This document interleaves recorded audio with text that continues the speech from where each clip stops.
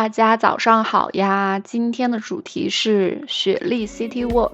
一开始在做攻略的时候，其实我洋洋洒洒列了很多想去的地方，本来以为怎么也得安排2天才能逛完。结果一天走下来的感觉就是雪莉市区实在是太适合散着步打卡了，因为它的景点非常的集中，单纯走路的话大概1个半小时就能全串起来，所以我们边走边玩，轻轻松松就把计划中9个景点1天全逛完了，而且一点都不觉得赶。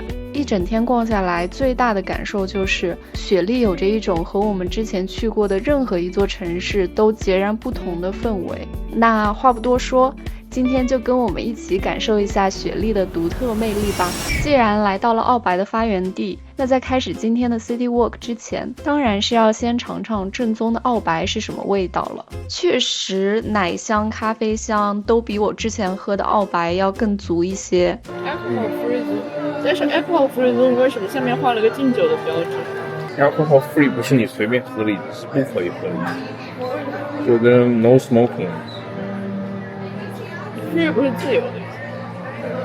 这是一个对比较让人 confusing， 看一个是 no alcohol。如果下面没有那个标识的话，我就喝酒了。但是你想，为什么会有一个标志告诉你这里可以随便喝酒？从逻辑上来说，这个东西不可能。那有一个地方可以让你随意抽烟啊。那没有这种地方。Smoking zone。填饱肚子之后，我们就开始了今天的 CBD City Walk 之旅。第一站是维多利亚女王大厦。比起购物，这座商场更吸引我的是它的内部装潢。这座始建于1898年的商场，后续的翻新也极大程度地保留了原本的建筑风格。在商场里随处可见精美的立柱、拱门以及马赛克地砖，中间4层挑高的中庭设计能让阳光透过玻璃穹顶一路照到最底层。我们一进门，视线就被中央这座巨大的吊钟吸引了。这个钟好好看哦，而且还有星期和日期。这个你觉得它那个日期会走吗？不会，它是固定的。如果能走时的话，太屌了，万年历啊！回来查了才知道，原来这座吊钟是南半球最大的吊钟。有点遗憾的是，要是当时上到4层，还能看到这座钟上半部分用33个场景串联起了欧洲的历史，只能留给下次的悉尼之行了。第2站，我们到达了圣玛利亚大教堂。他抓了一个那个牛头人，我操，牛头人！不知道。还有乌龟在喷水。对。有一个白鹭。鸟的腿。这样的。刚刚路过一个老爷爷，看我一直在拍鸟，跟我 small talk 了。他跟我说，这个鸟在当地被称为 bean chicken， 是一种很喜欢在垃圾桶里面找吃的鸟。他说，如果这个鸟靠近你，它唯一的目的就是想象你要吃的。还要去撵那只鸟。嗨，我们现在在圣玛利亚教堂的正面。然后呢，这里感觉是哥特式建筑，还挺好看的。这主教的脑袋上有一只鸟。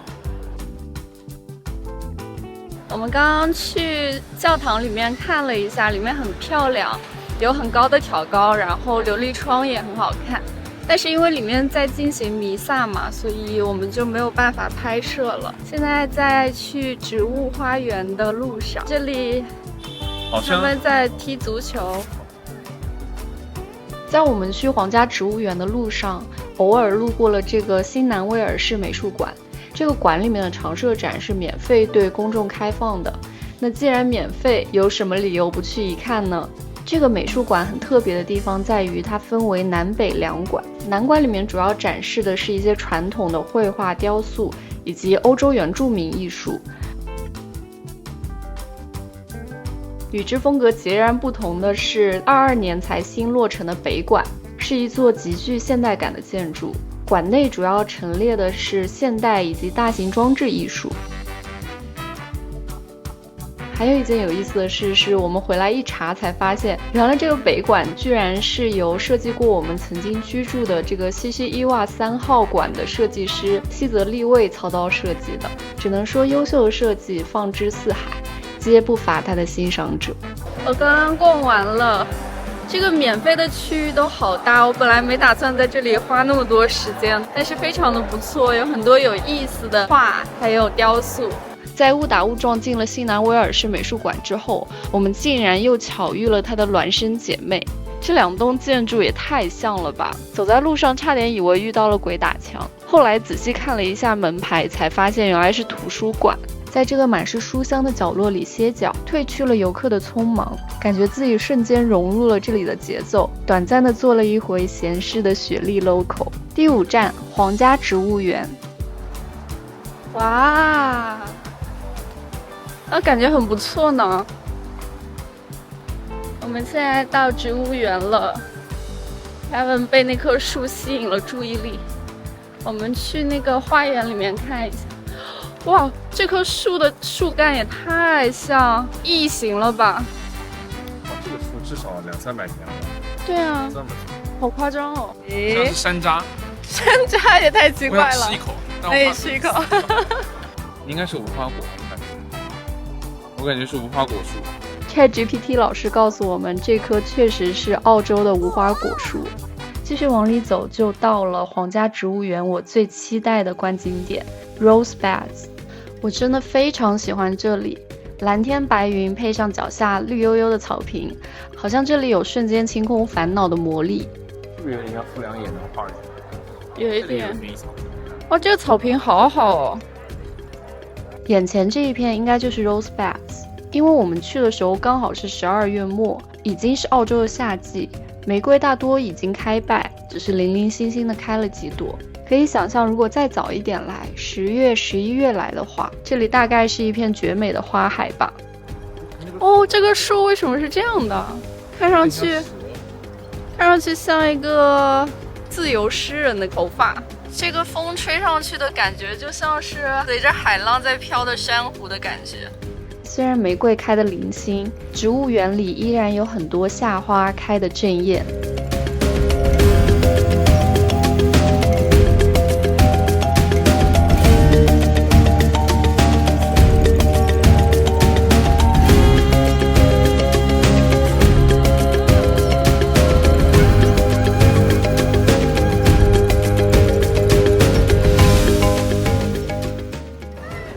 去了 Rosebed， 我感觉如果时间允许的话，可以在那里坐一个下午。对，然后这个植物园其实是很大的，我们现在继续往前走一走。这东西叫 Walking Stick Farm， 他说从上到下都是3厘米长，他说很适合拿来做那种拐杖。哦，就是它每一节都是3厘米长，那也不对呀。哎呦，一只大蜘蛛，吓死我了！刚刚我们看了那个指示牌，上面说这个叫 Walking Stick， 好，是一个棕榈树，但是从上到下都是3厘米粗。说1战结束以后，很多受伤的那个士兵拿这个当拐杖用，听上去很sad。刚刚走到草丛里面去找那个变色龙，但是都很小心的，怕看到蛇之类的。好像澳洲会有很多大蜘蛛和蛇。一个奇怪的，像一个铃铛一样的植物，它是果子吗？还是花？我们发现了一种神奇的植物。如果不去查，绝对猜不到这是多肉。这黑红交织的高冷气质，简直就是多肉界的黑魔仙。看看野外的龟背竹长得有多好，下面还长了果子。在自然状态下的龟背竹是伏地生长的，它们喜欢长在大树底下这种比较阴凉的地方。我们现在在跟着这个地上的绿色箭头走，这是去哪？不知道。但是它既然画了这个绿色箭头，应该前面会有一些东西可以看吧。这里看到了一棵大树，它树根好像一个心脏哦，好神奇。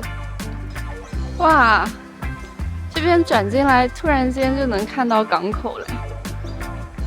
海边跟公园的组合并不多见。一般有公园就不会有海，有海就不会有公园。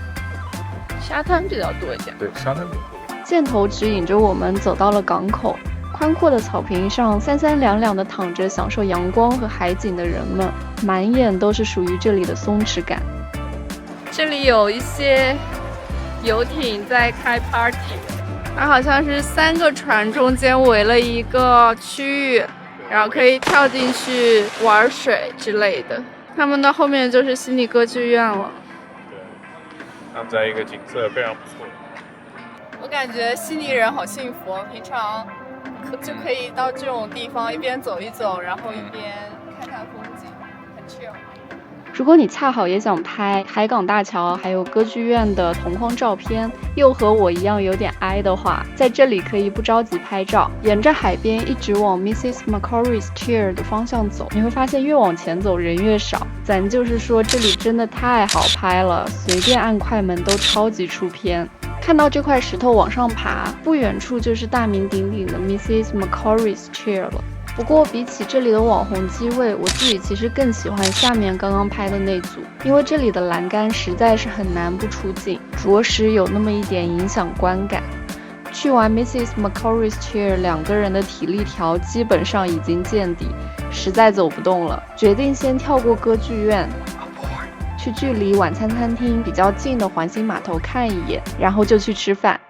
我们到环形码头了。对。一到环形码头就看到有这个从来没见过的表演形式，感觉是非洲的乐器。如果有知道朋友可以评论区告诉我一下。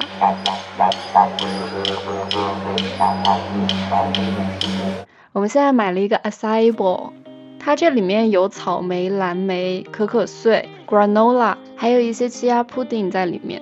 这家店叫 Oakberry， 是一个巴西的店。我们之前在上海也有点过，但是因为这家店可能销量不佳，在上海就倒闭了，之后就再也没有吃到过了。时隔几年还是觉得好好吃哦。刚刚买了一些 magnets， 好可爱哦。这是2个瓜啦和一个什么鼠？什么？波卡。这个应该是那个微笑老虎，微笑的鼠。然后还有2个绵羊。我第1天已经把，还有一个这个手链，已经买完了，我们也可以。对，今天第1餐。这里有好多小动物，然后有一只 wombat 在这里，好可爱啊！然后它这里有说，这个 wombat 出现的地方大概是在澳洲的东南部，它是一个草食动物，会在夜间出来捕食，好可爱啊！如果这次能见到 wombat 就好了。在墨尔本应该能看到。吃饭去喽！看这个饮水机，上面人喝，下面狗狗喝。我们发现刚刚路过的酒店都是曾经的政府机关，这个是 Department of Land， 这个是 Department of Agriculture， 然后在那一边的话是 Department of Education。现在他们都是加佩勒酒店，都是一些很豪华的酒店。就是悉尼最贵的酒店。加佩勒都喜欢弄这种就是那种古典建筑上改成酒店。上海那个建业里加佩勒也是一个石库门弄堂里面弄成的酒店。这个饭店好酷哦，像一个小帐篷一样。今天的晚餐我们订在了当地颇具人气的高级牛排馆 The Meat and Wine Co。 他家王牌就是 Dry Aging 干式熟成牛排。说起这个干式熟成，那可是一个既昂贵又费时的过程。牛肉必须在严格控温控湿且有空气循环的专业冰箱里7期至少30天，才能让肉达到一种介于腊肉和新鲜肉之间的状态。也是这种苛刻的条件，让它成为了一种我们在家几乎无法复刻的美味。而且在进烤箱前，主厨还要大刀阔斧地切掉外层风干硬化的部分，损耗也很大。所以最后这口浓缩的精华，通常是在高级牛排馆才能享受的专属待遇。他们家还有比较特色的黄油熟成，就是先给肉敷上一层厚厚的黄油，再干式熟成。好，够 fancy， 我喜欢。虽然没有吃出传说中的爆米花味，但这绝对是我吃过最好吃的牛排之一，肉味变得极其的浓郁，一口下去油香软嫩，咀嚼起来毫不费力。吃着牛排硬是吃出了一种入口即化的神奇体验，而且调味也很有特色，用的是他们家招牌的非洲风味烤肉酱，再配上一口红酒，风味简直就是拉满。光顾着说主菜，差点忘了前菜。这道 King Prawns 烤大虾虽然虾肉吃着平平无奇，但它的灵魂全在汤汁里。我们觉得它的底汤应该是用虾熬制的，带一点淡淡的甜味。它又往里面放了非洲的辣酱，再加了清新的罗勒油，很有层次感。最后这个盘子里的所有汤汁被我和 Kevin 用面包蘸着刮得干干净净，一点都没剩。还有这道生腌扇贝，这个摆盘也太米其林了吧！而且吃上去味道也不错，是很新鲜的扇贝。作为配菜的这道 Truffle Mac and Cheese 也让我印象深刻，它里面足足融合了4种 cheese， 还搭配了黑松露的香气。我最爱的就是它表面这层烤得微微焦脆的奶酪皮，吃上去焦香四溢。像平时吃 Mac and Cheese 其实就是最怕厚重油腻，但这道完全不会，入口只有纯正浓郁的奶酪香，所以推荐给喜欢 cheese 的小伙伴们来试一试。这家餐厅的氛围带着浓浓的现代非洲风情，无论是家庭聚餐还是浪漫 dating 都是不错的选择，十分的推荐给大家。我们现在吃完饭了，然后往环形码头走。啊，不对，喝醉了。我们现在吃完饭了，往悉尼歌剧院走。对，因为悉尼这边早晚温差有点大嘛，所以你在街头就能看到非常割裂的穿着，有些人穿着羽绒服，有些人穿着短袖。所以如果来悉尼玩的话，我觉得还是要带一件毛衣，这样早晚可以穿一下，这样就不会被冻到。我们又来了环形码头。哇，这个蓝调时刻环形码头很好看哎，感觉在这边吃饭，边上人的口水都能喷进来的。是哦，而且这里感觉一直要有海鸥来抢你的吃的。是，你看那个 seagull， 你看。对啊，这上面停的都是 seagull， 感觉这里吃饭很危险，会被抢走。这个桥是什么桥我都不知道。悉尼大桥吧，悉尼大桥。它是连接 Sydney 和 North Sydney 的，就是可以到北边的一个桥。现在光线非常好。对，你拍一下悉尼歌剧院。悉尼歌剧院能拍到吗？可以。这里就是悉尼歌剧院了。对，这边很多人。很好看。悉尼歌剧院是我喜欢的那种米白色，我觉得很好看。它实物看起来有点像贝壳。悉尼歌剧院我做攻略的时候才知道，它是一些独立的馆，不是一个整体的。我原来以为是整体的，但其实它是那种，就是一个一个馆合起来的。给你拍一些照片吗？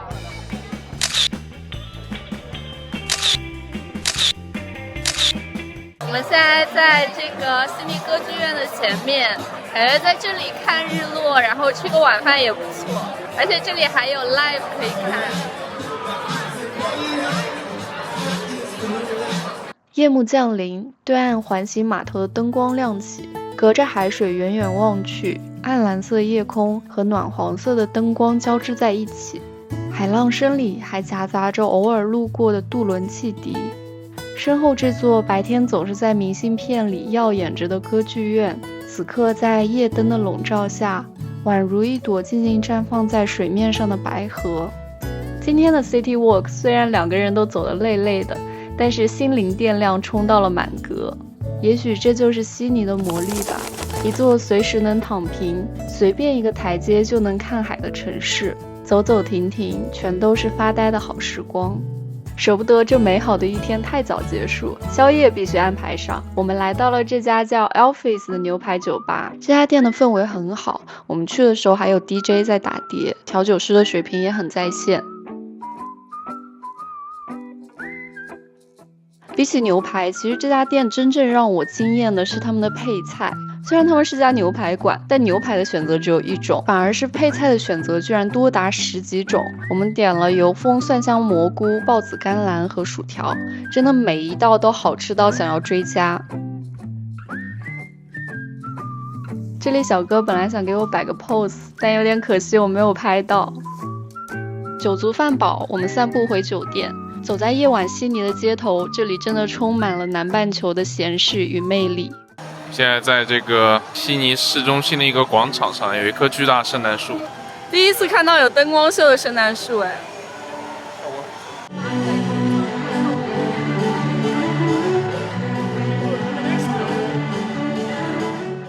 腿的这个频率也太高了的。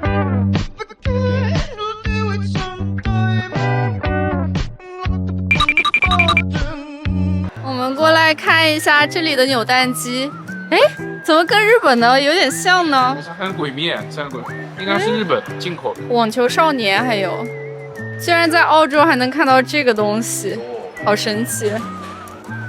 这里还有内内 Chicken， 这个应该是韩国很有名的炸鸡店。然后那边我们还看到了乐桃，还有贡茶。果然悉尼大都市什么都能吃到。街上正播着 Santa's Coming for Us， 路过2个女孩子直接边走边跳起来，超有感染力的。